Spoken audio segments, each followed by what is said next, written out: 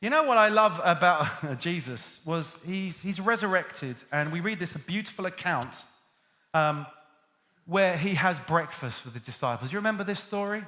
This is actually very similar to the story we've read. I'm going to read it for you as we bring this plane into a smooth landing.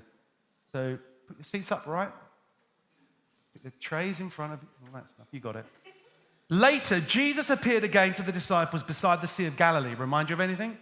This is how it happened. Several of the disciples were there. Simon Peter, Thomas, Nathanael, the sons of Zebedee, and 2 other disciples. Simon Peter said, I am going fishing. We'll come too, they all said. So they went out in the boat, but they caught nothing at night. Funny that.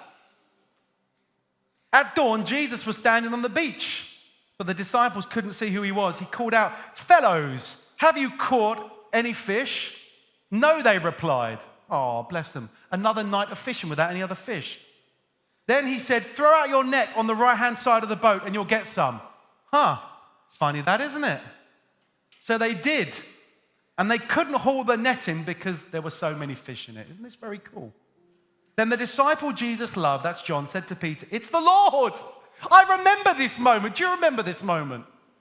We've only spent 10 weeks in it looking at these hallmarks. I mean, look, it's the same thing. I added that in myself. Now, Simon Peter heard that it was the Lord, and he put his tunic off, he stripped, and he jumped in the water, and he headed to shore. The others stayed with the boat and pulled the loaded net to the shore, for they were only about 100 yards from there. When they got there, they found breakfast waiting for them. Fish cooking over a charcoal fire and some bread.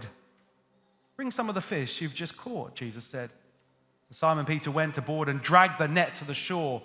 There were 153 large fish, and yet the net hadn't torn. Now, cut them some breakfast, Jesus said. None of the disciples dared to ask him, who are you? They knew it was the Lord.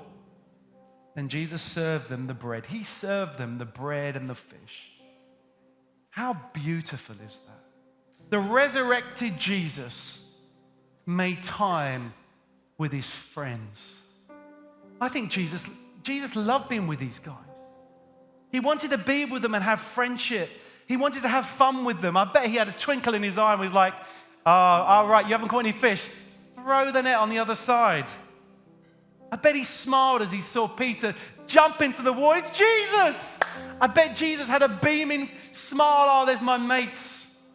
And then what does he do? He's prepared food for them and he serves them the food.